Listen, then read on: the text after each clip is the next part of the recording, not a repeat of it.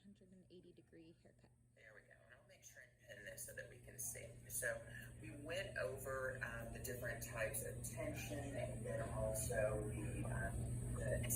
we're going to use the areas on the head as well as lines. So at 180, why this is important for you to see, and I was explaining, and when you go back and watch that lecture, you'll see the picture that they have in there of a long layered haircut really is, it's a whole bunch of techniques put together in one. And so putting that many techniques together, especially whenever you haven't mastered those kind of forms, it can be a little bit difficult. Oh, Erica joined. Yeah, I just saw it on there and I was curious. Oh, okay, no, that's perfectly. Oh, okay. No, you're perfectly fine. Okay. So I want to ensure that whenever we're sectioning off, that we're all using consistent verbiage, but then also that we actually are sectioning, because I know that sometimes we get into condensed cutting and sections down. So yesterday we put that 1 or 0 square 1 length, that this is the same mannequin head. So that if you were doing a 180-degree haircut, I wanted to talk about a few more things than just the degrees. So we talked about tension this morning. If I am cutting a layered haircut with any type of tension, what type of tension am I using? Maximum tension, right? Because we're cutting over our fingers. Then if I'm in that 180-degree angle or anything above 90 degrees, what technique am I creating?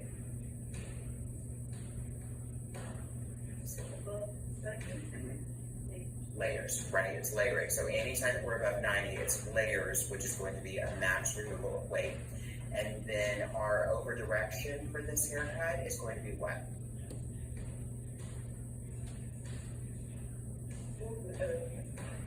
What's this area that Traveling, yeah, and we're going to be over directed to the previous. Yeah, I got it. I understand. So how we're going to start this is we actually put it into 4 sections. So you can do your standard 4 from the frontal all the way to the center back of the nape, and then the apex to the mastoid, or create that center division line. Those 4 standard segments are fine, but this haircut, because we're usually doing it on longer hair, is we use 5 sections. So it's 2 standard segments in the back, and then it's actually 3 over the top. So I'm going to section out from the apex to the center back of the nape. I have 1 section here, so I'll comb that nice and clean and get that out of my way, because we're not going to revisit this until the end of the haircut. So as I said yesterday, you can certainly do a zoom knot on this and clip it up nice and tight. I just like to have the legs of the foot open, and that completely gets my section out of my way. I just twist it once. I'm going to show you on both sides, and then I'll bring it up so you can see the sectioning and how. So again, finger to finger whenever we're sectioning to make sure that we get a nice clean angle, and I'm going to go from the apex, the high point of the head, to the mastoid, or right behind me here. That gives me my center division line or mastoid division line. And we comb this together so that it's nice and tidy. I just give that 1 twist, and especially on very long hair, this makes it much easier for you to manage. And of course, I'm not draping this because I want you to be able to see, and with that black background, you can't see it, but you would be using your standard cutting drape. So where this is a little bit different, and whenever we talked about the areas of the head, so we have these 2 standard segments, apex to mastoid on either side, and then apex to the center back of the nape. We've got those. At the top, this is going to be an extra panel. So instead of just taking these 2 and incorporating that, I need a bit more control, especially when the hair is really long. So what I'm going to do is comb this horizontally, because we do want to comb this in the same direction that we're going to part it. And I am going to make at the parietal ridge, or the crest of the head, I am going to make a horizontal parting to the high recession of the head. And so I have 1 horizontal parting here. That's going to give me this frontal area right around the hairline, back to that center division line. as one of my sections, and I'm going to give that a twist, and then just clip it up. I'll do the exact same thing on the other side, so combing the hair horizontally, I'm going to go from that center division line to the high recession right at the temple. That gives me another section. And then my final section is going to be this little square at the top. And that's going to run from the bridle on either side back to that center division line of the head. And we do 5 sections here as opposed to 4 because we really want to gain control of that hair. And if it's long hair, this is going to be much easier for you. Now this one I will Zulu knot because I don't like that to be in my way whenever we're starting the work. And then as soon as I get this clipped up, I'll show you what the finished product looks like.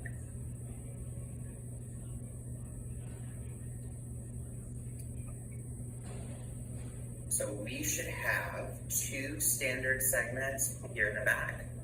Okay, so we have that center line that runs from the apex down to the center nape.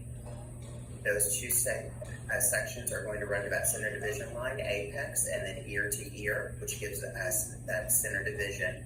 Then we have 1 segment here in the front, from the parietal down to the front of the hairline, encasing some of the temple.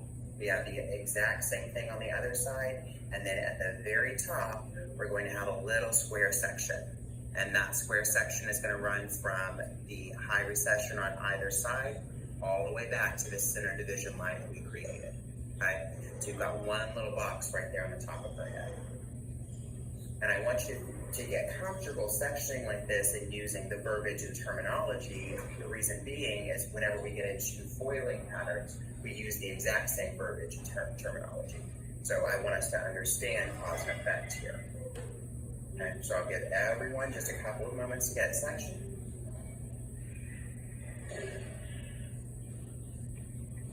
And guys, pro tip here, make sure that you are using at least an all-purpose comb. You could also use a cutting comb. Some people have their preference there. I know I use a different one in the salon. And you can see with Tammy, she's got a doll head that has a ton of hair. So when you're sectioning out like this, it makes it much, much easier and more controllable.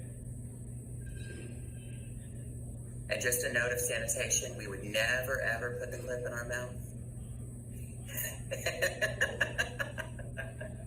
And we don't want to clip on our person. And real talk, guys, in the salon, y'all are always going to see me. I wear a Fitbit or a long sleeve shirt. Y'all are always going to see me flip this here. I have them clipped to my apron. I just want you to get into really good habits for skateboarding, because if you do that, then you are contaminating. So they can never be on your person at all. They have to be clipped to you.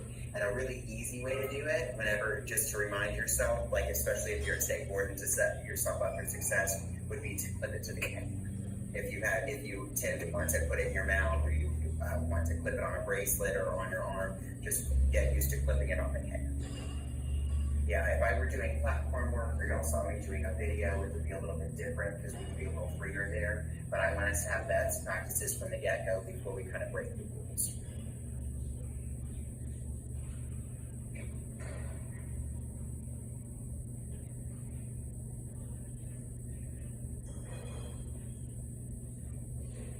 See, yours turned out beautifully yesterday, and this turned out beautifully. So proud of y'all.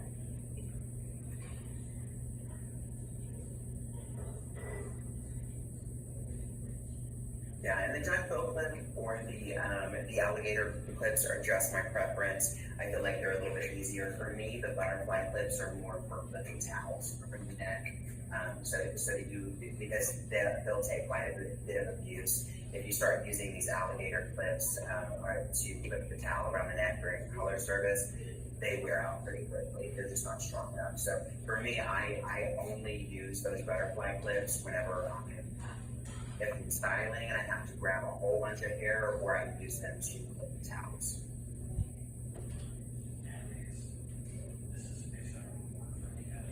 Okay, and Tammy will let me know whenever you get section 2, and then we'll move on to starting our guideline here.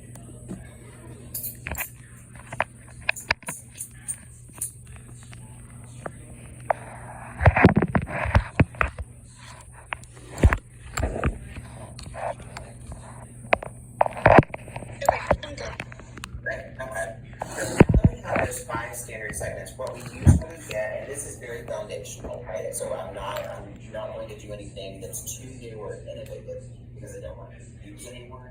Most of the time, this is a longer layered haircut, but we can still use the same technique to create, to even go short to long. That's a different class though. So for this, I start by taking a guide from the apex of the head to the frontal, and I'm going to take a center guide. I want you to tell me what type of sectioning or what type of guide this is whenever I pull that. Who remembers from the textbook? If I take anything here that exposes the slide, profile, perfect, right? So this is our profile guide. So when someone says they're taking a profile guide, it's so that we can see the shape. So we are going to take a 1-inch section from the apex to the front hairline, and it's a profile guide.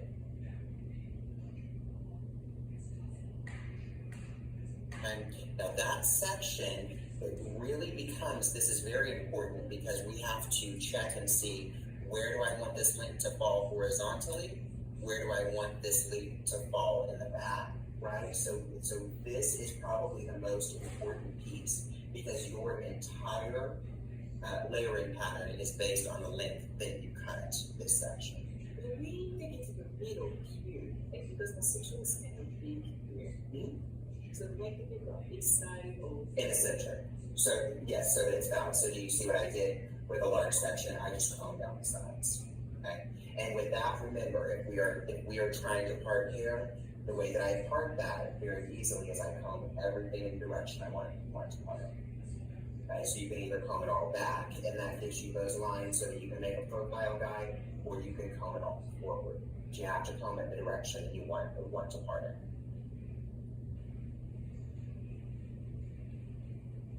And I'm going to cut this on both sides just so that Tammy and my dear, I cannot pronounce your name. It's Shakina, correct? Shekinah. Shekinah. Okay. I wanted to make sure I saw that in there, and I didn't want to mispronounce anybody's name. I did it to Tammy yesterday twice. So I'm going to actually cut it twice. The reason I'm going to cut it twice is I want to make sure that everyone here can see it, but then also everyone online can see this as well. So when I establish my guide, I am going to comb with the fine teeth of my comb. So I place that comb in right at the scalp, and immediately I'm going to sandwich that section in between my fingers and follow that straight up. So I want no traffic from scalp to ends. It's got to be straight up to the ceiling. And I'm going to establish my guide here. I'm going to do it once on this side and then on the other side. So I am cutting with full tension. I'm going to lift my arm, and don't worry guys, I'm going to turn around and do the same thing for you. And so I'm going to begin straight up to the ceiling, cutting with max tension over the fingers, recombing after I get to my second knuckle, and always correctly palming my shears. Okay, tall arms here. For us to maintain that body position, it's tall. I want you to think of dancer's arms. Now, most of the time, I always like to cut from short to long. I'm going to go ahead and cut from long to short so that you guys can see that at home. So you can see, I've palmed my shears. I have, just like the book in the lady's textbook and what we went over yesterday, I'm holding my comb. I'm going to push the comb into the hair, right at the scalp, so that I have no traffic, no tangles. Immediately, I follow my finger underneath there, nice and high with my body position. Look at this. These are plie arms, right? I'm not going to drop this body position because I'm maintaining my elevation. It's got to be super, super tight and tall. Recomb, cutting not past the second knuckle. Recomb. And that gives us a guideline to start our entire haircut. Now for you, Tammy, what I can tell you when you have hair that long, it's always best never to cut past heart level. But what I tend to see people do when they're on long hair like that, they go here and then they throw off it. So I don't like for you guys to do that. If you were taking off quite a bit of length, you could just hang that over your finger, cut off your length, and then go up and establish what you want to do there. But you do, yeah, you have to maintain that elevation and tension. Even tension is what's going to give you a great walk. Okay, so let's make sure that we all establish that, and then we'll move on to the other portions of it.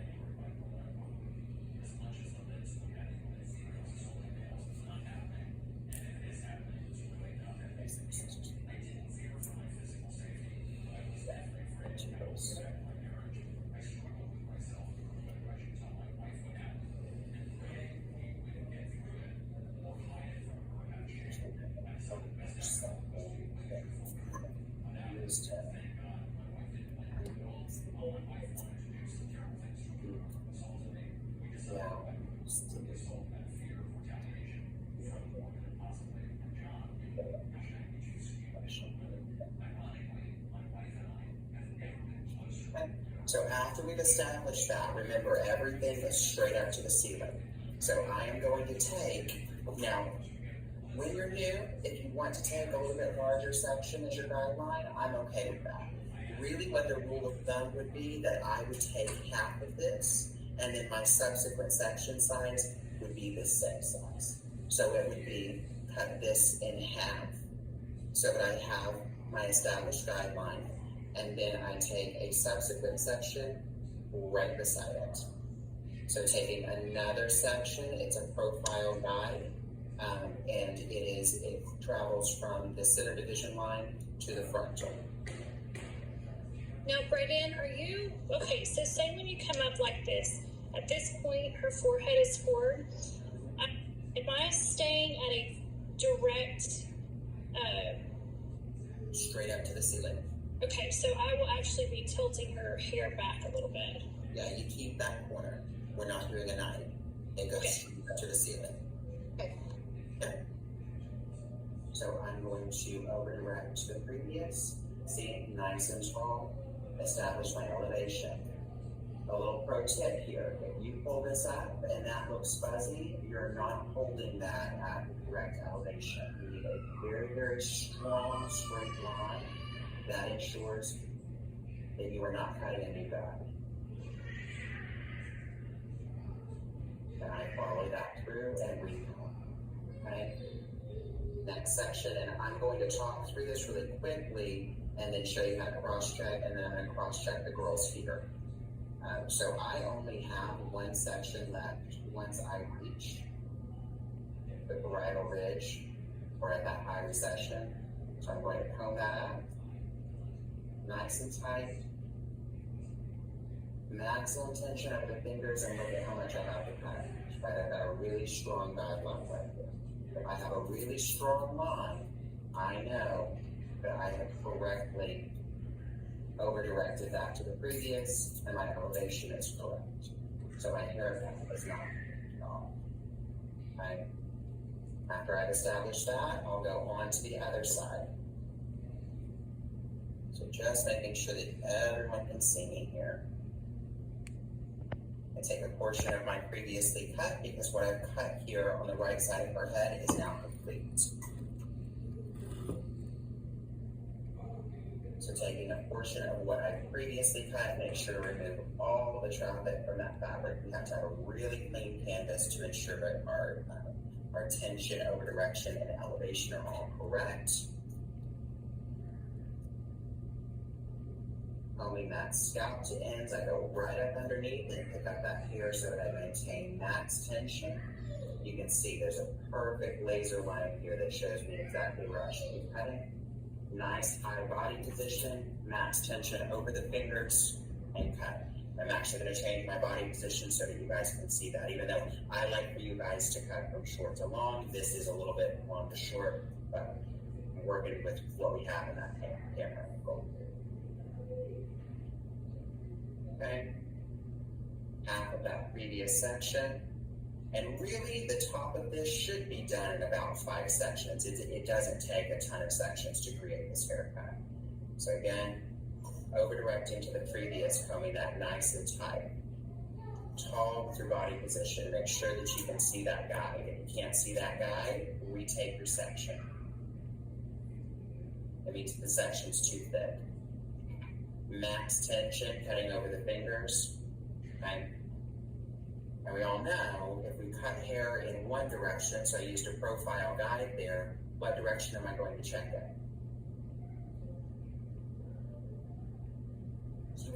If I cut hair in one direction, which direction am I going to use to check it? The opposite. Yeah. Okay. So now I'm going to go, if I have cut this correctly, when I take these horizontal sections across the frontal plate of the head, this should all be square. You see? So there are no divots, no peaks and valleys. This should be a straight line all the way across. So you can always cross-check yourself. Now, I'm not a big fan of you guys going in and cross-cutting. If you were to pull this up and you saw something long and funky, stop, go back, use the exact same sectioning that you did before, and find where you had gotten longer. See, if you guys look at this, I actually was a little bit longer here because I had to change my elevation for the hair. Okay? So before I go on, I'm going to stop, go back, and see where that went awry. And I can see it right here. That's why your body position is so important, and keeping that tension, right? And making sure that you have that strong arm position. And then now I'll check, because this is the guide for the entire haircut. So when I pull this up, and there we go, we got money, people. So, so making sure it's straight across whenever we pull that up. Okay, so I want everyone to get that entire top section cut. And then Tammy, I can come a little closer, like if you just want to cross-check it for me so I can check on yours. And I'm going to check T's and bodies. Yes, I'm almost done. She has really tangly hair. Just pro tip, you're going to throw your back out. She needs to be at heart level. Take her low. Yeah, her head needs to be heart level or lower. Heart level or lower. Mm-hmm. And if you're vertically challenged, T is not. She's as tall as I am, but if you're vertically challenged, sometimes you gotta have, and then you have to get yourself a really low chair. Those Italian chairs that they make set almost on the floor. And one of the young ladies that I had the pleasure of working with, she was only 4'11", so it was an expensive chair, but it was a good investment because otherwise she wouldn't have been able to do what she needed to.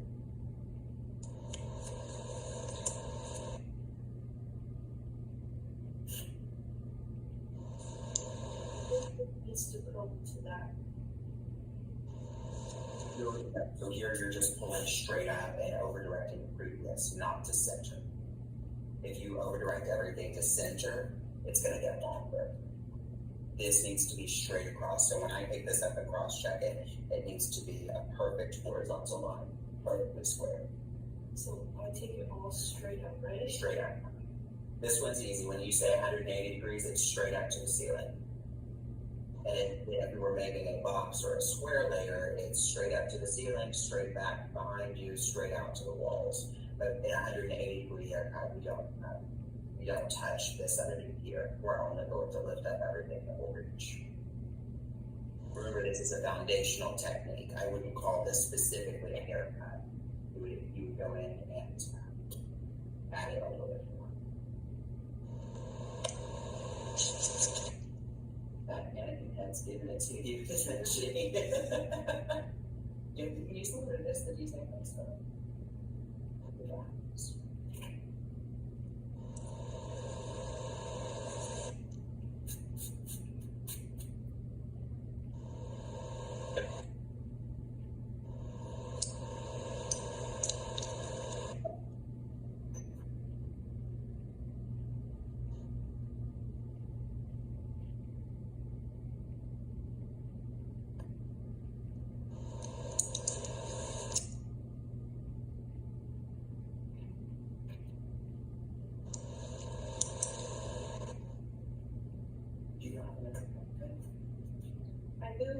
Okay, I'm getting, Okay. I broke one and. Oh.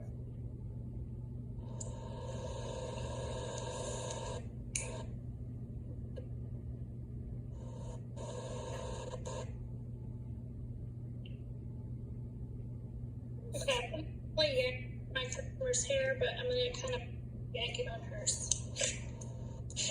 That's not how I'd get a tangle out for somebody. Just yank it. Yeah.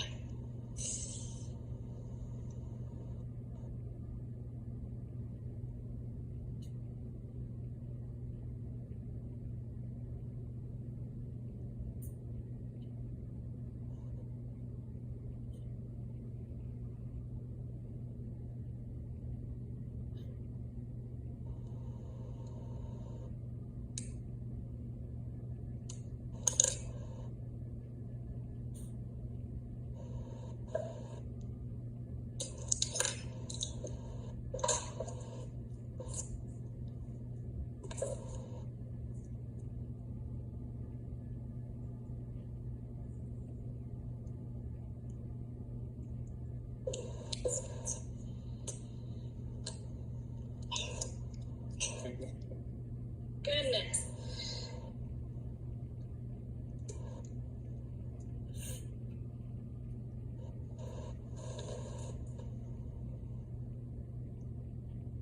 Yeah, and a perfectly straight line. That's what you're looking for. Very good. And then we're gonna let T and kind of get theirs. I'm gonna check. Now with you, Lou, I know you'll be kind of. I'm meant to speed through this as well, but with you having that portion finished, what I want you to think of is on the sides. This changes. So a portion of what you have cut here, that's why it has to be perfectly square across, because this portion right here at just above the parietal ridge, this is your guide for the sides of your haircut. So your section angle changes to horizontal. So to get clean horizontal sections, we comb it the same direction that we want it to go. I'm going to comb out a 1-inch horizontal section. This, for me on the doll head, is landing. It goes from the hairline to that center division line. I have a portion of my previously cut. And then again, this goes straight up to the ceiling. And we're only cutting what will reach. So I'm going to take just one more section to see if anything will reach. There you go. And I can see my previously cut guide right here. That means that I have it straight up and down. So I'm going to show this from the side, and then I'm going to take the next horizontal subsequent section below. So everything's going to go up to that point. So again, horizontal. But only doing the thumb sections. Correct. And this, everything goes straight up. You'll incorporate some at the back, but if you guys can see here, and I have very, very little that's going to reach up there, but do you see it's straight up in the corner of her head? So that's why this is a very long layered haircut, because whatever you establish at the beginning, especially if they've got very long layers, you want to make sure that you're not going to get so low that you cut into your perimeter here. If you pull this up and your perimeter or baseline reaches and you cut anything that reached there, you're going to have a hole in your haircut. My perimeter doesn't reach. All this falls out. So she still has to be able to have a perimeter. And it really is that simple. It is about 2 or 3 sections, because especially if they have shorter hair like this, a lot's not going to reach. So after you've established it, to check it, it's the same thing. I took horizontal sections. I'm going to go in and pull everything up. So I'm condensing several of these sections. But when I pull that straight out, that line should be perfectly even with the ceiling. Perfectly square all the way across. Now that point is foundational. If this were shorter, I have to blend this into my perimeter length, and that's a different conversation, because that's going to turn into a concave layer so that I don't create a hole but we're not doing concave layering today. This is just a 180 degree curve. I don't want to give it too much too fast. How many sections should I go in on the side here? Like, I am 3 sections in now from my center, so we don't go as far as the temple, just a couple of sections, right? Until nothing reaches. For me, if you want to see Tammy, and I'll condense it for you. For me, I got to right here, where which would be kind of a low recession, and nothing would reach anymore. That makes sense. Okay. Yeah. So it's going to be different depending on the length and density of everybody's hair. But usually, if you've established